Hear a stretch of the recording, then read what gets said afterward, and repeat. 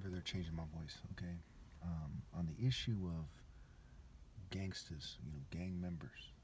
There's all kinds of gang members in the world from different races, and there's different subcultures. I think a lot of them look up to black gang members in the world, and they've started their own groups, from what I gather, that are modeled after California gangs, probably Chicago gangs too. Some of them have all over the world. Now, when I think of smart gang members, me personally, what I think, and I'm not racist and nothing like that. I think of certain types of black gang members, first and foremost, in terms of being smart in regards to the game. Now, remember, gang members are doing the wrong thing like every other culture on this planet. You know what I mean? They're doing the wrong thing, and you shouldn't join a gang. One of the things I would have done differently in life is, at least, there's a distinct possibility that I would have done it differently, is I wouldn't have hung out with gang members when I was younger. I mean, it gets a bit confusing. One can argue that I should have, because I'd be a loner otherwise, but I would have figured out who I am earlier on. I would have focused more on morality and how it relates to being a warrior, and I probably would have not hung out with anybody, and I would have just saved my money and so on and so forth, So there's that.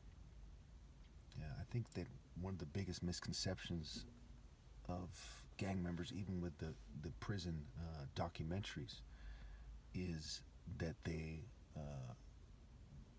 it's kind of like the one size fits all, kind of, they're all goons, like in the movies, or, they're all dirty and criminals, and there's a lot of conceptions like this out there.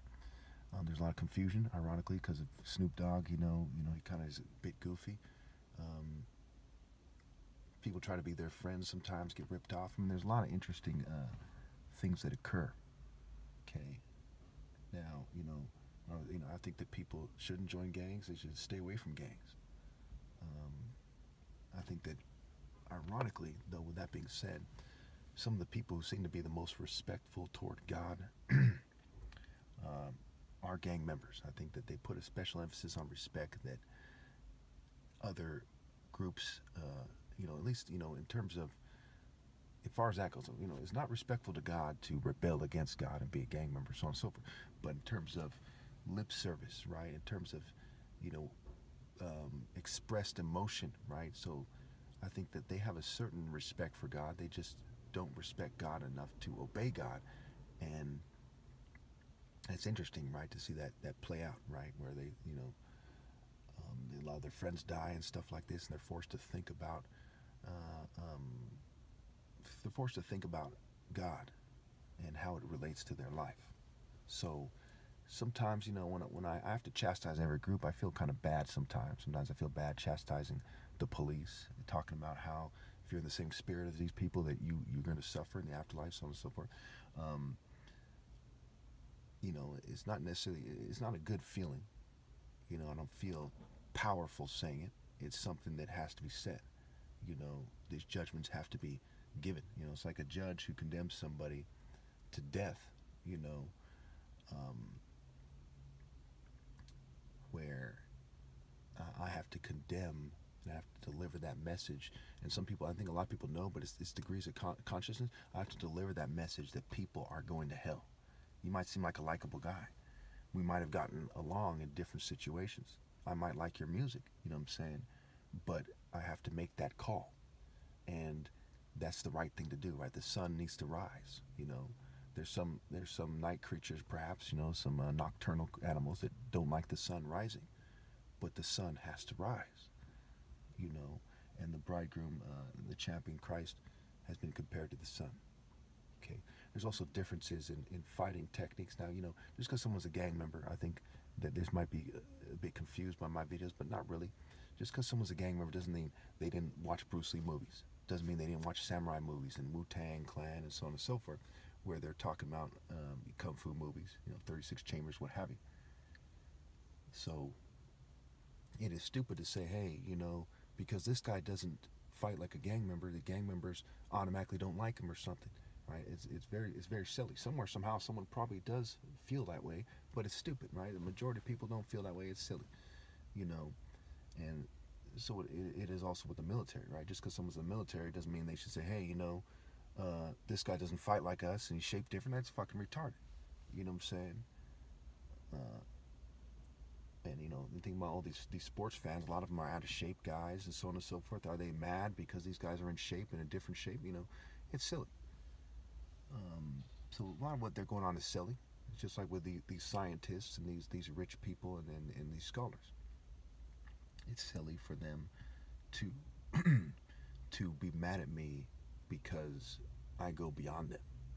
And this is a society where my entire life in American history, black people in popular culture, certain black people, they went beyond everybody else, right? Is it Nelson Mandela, Malcolm X, Martin Luther King? And once you got Malcolm X and Martin Luther King is seen as the two biggest civil rights leaders in American history. Now, some people would argue Black Panthers, but what is popularly, commonly seen, okay, it is silly to be like, okay, we can't let black people shine.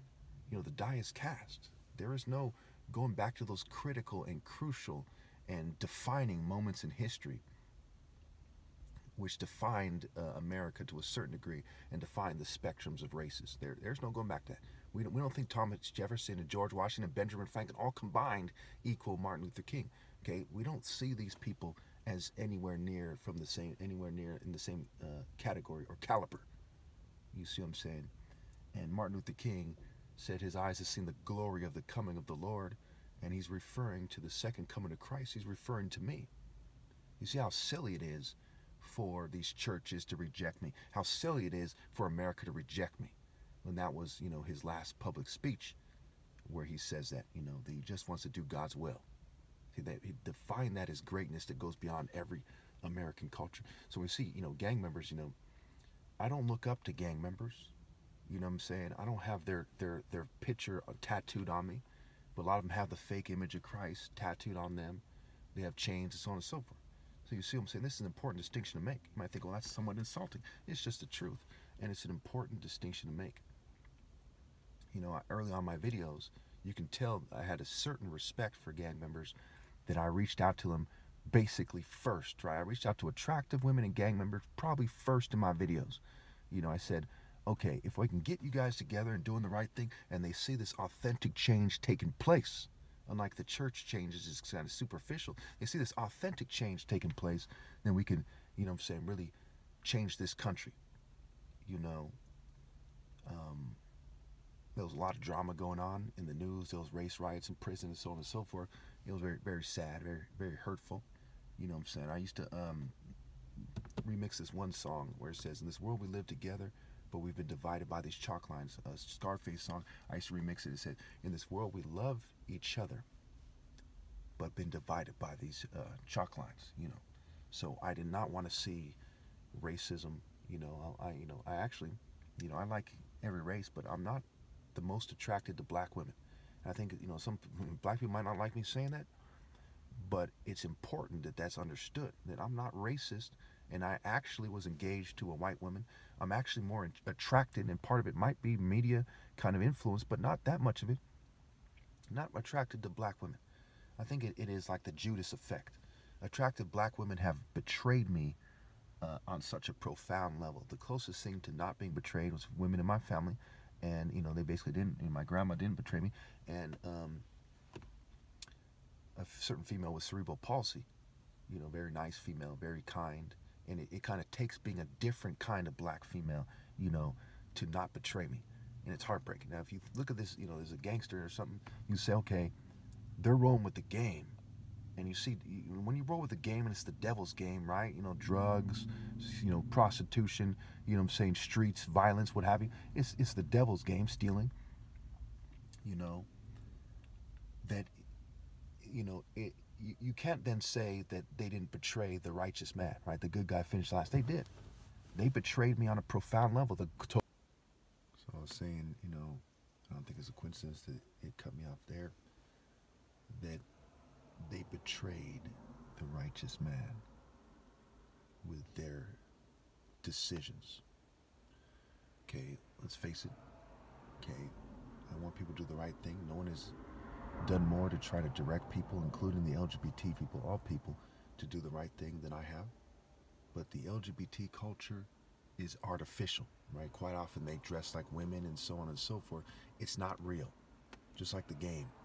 The game starts with the word gay for a reason. And the second word in that wordplay is the word me. I'm not gay. That's the wordplay. And the word game is mage scrambled. And MG, and G in masonry, G the Greco-Roman earth deity, and there's some connection to being a gangster. It has to do with, it has to do with reinventing people's self, recreating themselves. Gangsters have spoken on this themselves, talking about Satanism is about reinventing people and breaking people down and turning them out in the prison system and so on and so forth.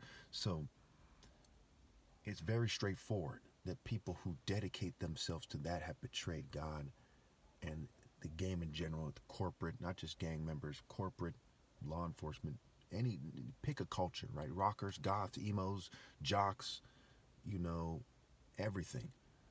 Especially churches, right? When you play the game as a church or synagogue or mosque, okay, or anything like a Buddhist temple, anything, okay, and you claim to be a spiritual center.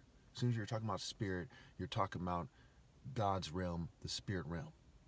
Okay, even if you don't believe in God, then it's a mockery of God. You're saying that your understanding, if you don't believe in God, is greater than God's and God's Son. It's stupid, right? And if you are monotheistic, you're saying that you're actually representing the one true God. It's stupid. Okay, very shameful, profoundly disgraceful, profoundly disgusting. People married in that spirit have a profoundly disgraceful and invalid marriage. Okay? So black women and all women's marriage to the game is detestable. And when every chick is like, ew, a black guy, acting like fucking their races aren't just as dirty, what have you, okay, it is profoundly, profoundly sickening for black women then to say, hey, depending on how much you play the game of the oppressor who caused other women to say, ew, a black guy, is whether or not they're going to date you. That's a deep, deep Judas times 10, deep betrayal. The Bible says, the two will leave their families and become one flesh. Okay, the person who's supposed to be my other half instead is a whore that rode the beast. Okay, and where does that leave me? But damning them to eternal punishment. It's one thing to do that to just an average, decent seeming black guy. It's one thing to do that to the least in the divine order. But when you do that to Christ himself, my goodness, who among you doubts that the fair verdict is to put the trash in the trash bin, to put the demons into hell, to put the rebels right into potent hellfire? And forever, there'll be many questions that are being asked. Some of them will stick out more than others. And one of them will be, was it really smart to shun me for the corporate state? Was that the move here? Regardless of what race of a female you are, was that the move? Was that the master game playing move? Was that accounting for all the risks and benefits and costs and benefits? Was that the fucking wise decision? The stupidity is unmatched in human history. The sheer hate for their family and God. Because you've got to hate your family more than anyone to ever hate their family, so to speak, to reject Christ himself, to not obey Christ himself when he's here for the last time, or to say some stupid shit like, he's not Jesus, some crazy white guy with long hair is. I mean, it is